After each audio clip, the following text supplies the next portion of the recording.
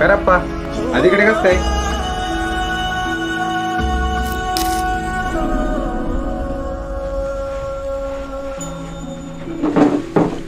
अरप्पा बोल ना.